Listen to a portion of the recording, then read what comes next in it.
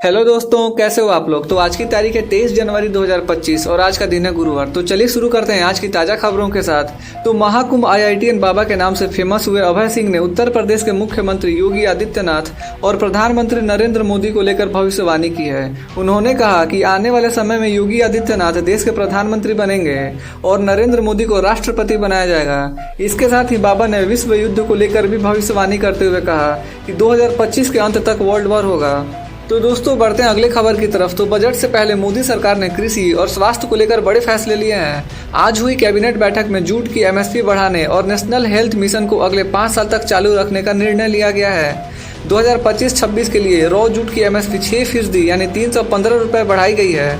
अब किसानों से जूट का कच्चा माल 5650 रुपये प्रति क्विंटल में खरीदा जाएगा। बात करते हैं अगले खबर की। तो प्रयागराज महाकुंभ में उत्तर प्रदेश सरकार की कैबिनेट बैठक संपन्न होने पर सभी मंत्रियों ने त्रिवेणी संगम में स्नान के बाद लंच किया। इस दौरान CM योगी आदित्यनाथ व डिप्टी CM केशव प्रसाद मौर्य सहित सभी कैबिनेट मंत्री पारंपरिक रूप से भोजन करते नजर आए। बढ़ते हैं अगले खबर की तरफ। तो UPSC ने सिविल सेवा परीक्षा CSE 2025 का नोटिफिकेशन जारी कर दिया है। इस साल कुल 979 पदों पर भर्ती की जानी है। पिछले साल आयोग ने 1105 पदों के लिए विज्ञापन निकाला था। अभ्यर्थी इस साल का बुलेटिन, सिलेबस और परीक्षा पैटर्न upsc.government.in पर देख सकते हैं। बात करते हैं अगले खबर की। तो संजय रोय सजा मामले में CBI ने पश्चिम बंगाल सरकार का विरोध किया है। सरकार ने संजय रोय को दी गई आजीवन कारावास की सजा के खिलाफ कलकत्ता हाई कोर्ट में अपील है। इस पर CBI ने कोर्ट से कहा कि केवल अभियोजन एजेंसी ही सजा को चुनौती दे सकती है। मामले की जाँच CBI कर रही है, इसलिए राज्य इस मामले में अपील दायर नहीं कर सकता। बंगाल सरकार ने अपील में कहा था कि संजय रोय को फांसी दी जानी चाहिए। बढ़ते हैं अगली खबर की तरफ। तो बिहार सरकार ने सरकारी जमीनों की पहचान के लिए बड़ा फैसला लिया है। अब अंचलाधिकारी जमीन की जमाबंदी की वैधता की जांच करेंगे। जमीन सरकारी पाए जाने पर उसे लॉक कर दिया जाएगा और उसका उपयोग सरकारी कामों के लिए किया जाएगा। वहीं जमीन के वैधता पर आपत्ति दर्ज कराने पर उसे अनलॉक कर दिया जाएगा, फिर जमीन का मालिक उसका उपयोग कर सकेगा। सरकार ने जमीनों की जाँच की जिम्मेदारी अंचलाधिकारियों को सौंपी है। तो दोस्तों बढ़ते हैं अगले खबर की तरफ। तो सैफ अली खान के पटौदी परिवार की 15,000 करोड़ रुपए की संपत्ति को केंद्र सरकार अपने नियंत्रण में ले सकती है। पटौदी परिवार की ये संपत्तियां मध्य प्रदेश के भोपाल और रायसेन में हैं, जिनसे हाई कोर्ट ने स्टे हटा दिया है। ऐसे में केंद्र सरकार शत्रु संपत्ति अधिनियम 1968 के तहत इन संपत्तियों को अटैच कर सकती है। भारत छोड़कर पाकिस्तान जा चुके लोगों की संपत्ति को शत्रु संपत्ति कहा जाता है। बात करते हैं अगले खबर की। तो महाराष्ट्र के जलगांव में पंडारा स्टेशन के पास बड़ा रेल हादसा हुआ है। हादसे में 8 लोगों की मौत जबकि 40 लोगों के घायल होने की खबर है। 15 लोग गंभीर रूप से घायल बताए जा रहे हैं। यहाँ लखनऊ से मुंबई की ओर जा रही पुष्पक एक्सप्रेस में आग लगने की अफवाह फैलने से कई लोग चलती ट्रेन से कूद गए। इस दौरान दूसरे ट्रैक पर आ रही कर्नाटक एक्सप्रेस ने कई लोगों को कुचल दिया।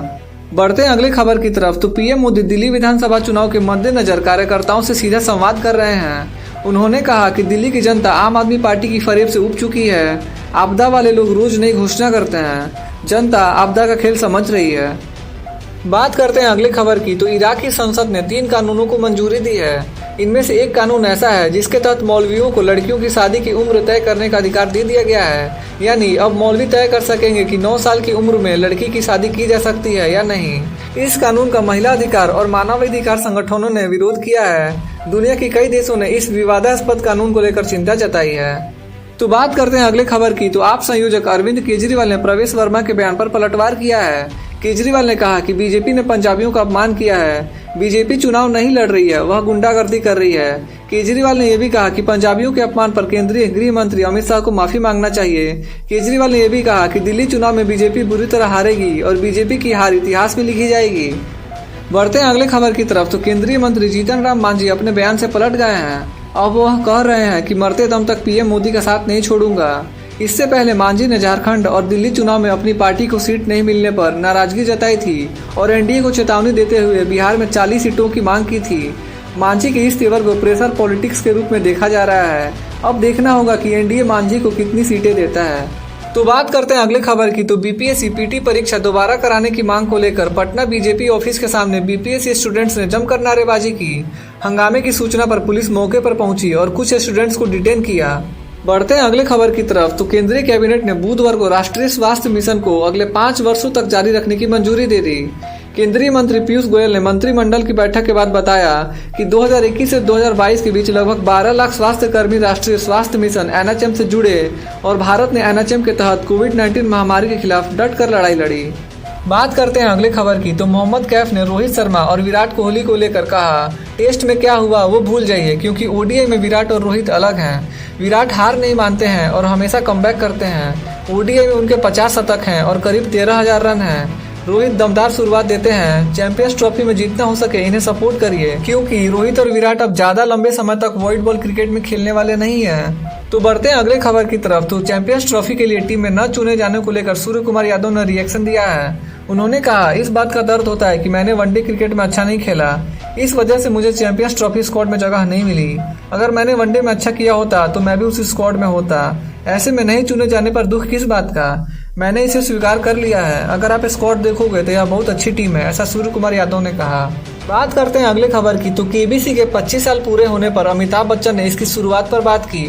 उन्होंने कहा कि मैंने जब परिवार को बताया कि मैं टीवी पर आने वाला हूं तो लोगों ने कहा कि तुम बड़ी गलती कर रहे हो। लोग तुम्हें 70 mm के पर्दे पर देखते हैं और अब वे तुम्हें टीवी पर देखेंगे तो तुम्हारा कद घटेगा। अमिताभ बच्चन ने यह भी कहा कि मैंने जब शो शुरू किया तो दिल की धड़कनें बढ़ी हुई थी और पैर कांप रहे थे, लेकिन आज 25 साल हो गए और मैं इसी कुर्सी पर बैठा हुआ हूँ। बात करते हैं अगले खबर की तो विक्की कौशल की फिल्म छावा का धांसू ट्रेलर रिलीज हो गया है। विक्की इस फिल्म में महान मराठा शासक छत्रपति शिवाजी महाराज के बेटे छत्रपति संभाजी महाराज का किरदार निभा रहे हैं। फिल्म में रश्मिका मंदाना भी हैं। वह छत्रपति संभाजी महाराज की पत्नी महारानी येसुबाई की भूमिका में हैं। औरंगजेब का रोल अक्षय खन्ना प्ले कर रहे हैं। लक्ष्मण उतेकर की डायरेक्शन में बनी यह फिल्म 14 फरवरी को सिनेमाघरों में रिलीज होगी। तो दोस्तों बात करते हैं मौसम अपडेट की तो देश में कड़ाके की ठंड के बीच मौसम विभाग ने आज कई राज्यों में अलर्ट जारी किया है। विभाग के मुताबिक आज उत्तर प्रदेश, बिहार, झारखंड, पश्चिम बंगाल, उड़ीसा, सिक्किम, असम, मेघालय, नागालैंड, मणिपुर, मिजोरम और त्रिपुरा में कोहरा छाया रहेगा। इधर हिमाचल प्रदेश, पंजाब, चंडीगढ़, हरियाणा और उत्तराखंड में बारिश होने के आसार हैं। तो दोस्तों आज की खबरें यहीं पे समाप्त होती है। देश के छोटे बड़े अपडेट्स देखने के लिए और हर दिन के टॉप 20 न्यूज़ देखने के लिए हमारे न्यूज़ चैनल इंडियन जनता न्यूज़ को सब्सक्राइब जरूर करें। मिलते हैं नेक्स्ट वीडियो में, तब तक के लिए बाय बाय, टेक केयर।